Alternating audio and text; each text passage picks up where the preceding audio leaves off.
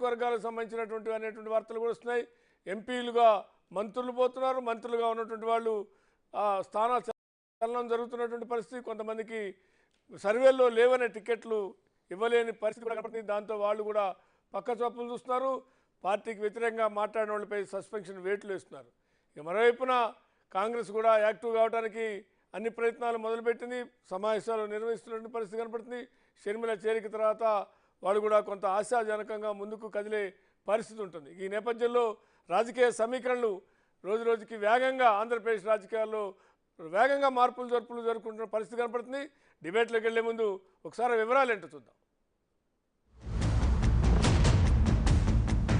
ఏపీలో పీక్స్ కు చేరిన జంపింగ్ పాలిటిక్స్.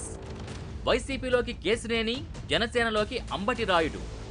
కండువాలు కప్పేందుకు పోటీ పడుతున్న ప్రధాన పార్టీలు. టికెట్ దక్కని వారు అదృష్టవంతులంటున్న దగ్గుబాటి. పోటీ చేయకపోతే 40 కోట్లు మిగిలినట్టే అంటున్న దగ్గుబాటి. ఏపీలో రసవత్తర రాజకీయం నడుస్తోంది. ఏపీ రాజకీయ కురుక్షేత్రానికి ముచ్చటగా 3 నెలలు కూడా లేదు. కానీ ఏ నేత ఏ రోజున పార్టీని వీడతారో అర్థం కాని పరిస్థితి ఉంది. బెజవాడ టీడీపీలో ఓ చిన్నపాటి సునామీని సృష్టించిన కేసినేని నాని ఎట్టకేలకు పార్టీని వీడారు. ఇది అంతా ఊహించిందే. కానీ ఆయన అనూహ్యంగా వైసీపీ కండువా కప్పుకుని బిగ్ ట్విస్ట్ ఇచ్చారు. అంతేకాదు ఆయన చంద్రబాబుపై చేసిన వ్యాఖ్యలు ఇప్పుడు talk of the AP politics గా మారాయి. చంద్రబాబు నాయుడు అనే వ్యక్తి పచ్చి మోసగాడు, దాంట్లో డౌటే లేదు. ఈ రాష్ట్రానికి పనికిరాని వ్యక్తి అతను. జగన్మోహన్ రెడ్డి గారు అయితే పేదల పక్షపాతి, నిరుపేదల పక్షపాతి. సో నాకు బాగా నచ్చారు ఆయన. నచ్చినా కాదు, ఆయన పథకాలని చూస్తున్నాం, వింటున్నాం. సో ఆయనతో కలిసి ప్రయాణం చేయాలని చెప్పి నేను నిర్ణయించుకున్నాను. వన్స్ నా రాజీనామా ఆమోదం పొందగానే నేను పార్టీలో చేస్తాను. కేసినేని వైసీపీలో చేరడంతో టీడీపీ నేతలు అలర్ట్ అయ్యారు. కేసినేని వెంట ఎవరు వెళతారన్నది ఇప్పుడు ఉత్కంఠగా మారింది. కృష్ణా, ఎన్టీఆర్, గుంటూరు జిల్లాలకు చెందిన కొందరు సీనియర్ నేతల్ని కూడా ఆయన తన వెంట పార్టీ నుంచి బయటకు తీసుకెళ్తారన్న ప్రచారం ఇప్పటికే ఉంది. దీంతో టీడీపీ అగ్రనేతలు పరిస్థితుల్ని చక్కబెట్టేందుకు రంగంలోకి దిగినట్టు తెలుస్తోంది. విపక్ష పార్టీ పరిస్థితి ఇలా ఉంటే అధికార పార్టీకి ఎంపీ సంజీవ్ కుమార్ రాజీనామా చేశారు. కర్నూలు పార్లమెంట్ పరిధిలో గడిచిన 4.5 అనుకున్న విధంగా అభివృద్ధి చేయలేకపోయానంటూ ఆయన చెప్పుకొచ్చారు. ఫిబ్రవరి మొదటి వారంలో తన పార్లమెంట్ సభ్యత్వానికి రాజీనామా చేస్తున్నానని కూడా ప్రకటించేశారు ఆయన. అయితే ఆయన అడుగులు ఏ పార్టీ వైపు అన్నది ప్రస్తుతం సస్పెన్స్ గా మారింది.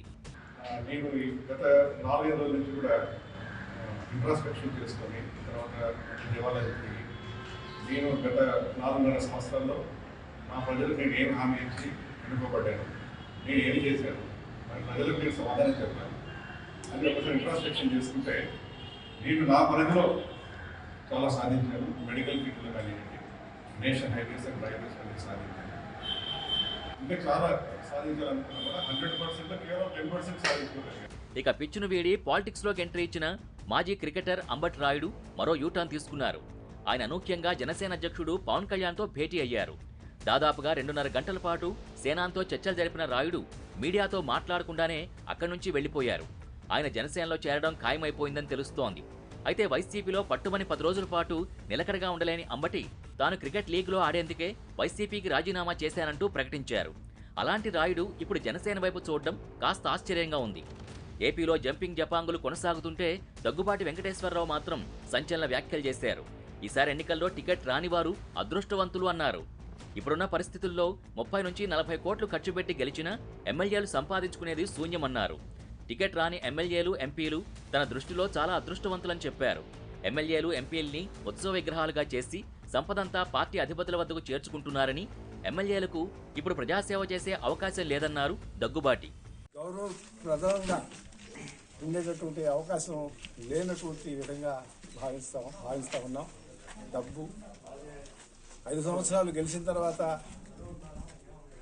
కార్యక్రమాలకు అటెండ్ అవుతూ మళ్ళీ 5 సంవత్సరాల తర్వాత మళ్ళీ 2,000 ఇస్తారా, 3,000 ఇస్తారా అని 40 కోట్లు, 30 కోట్లు, 50 కోట్లు తీసుకురావటం, ఆ డబ్బుని మళ్ళీ సంపాదించడం అనేటటువంటిది పోయింది. ఆ సిస్టమ్ పోయింది.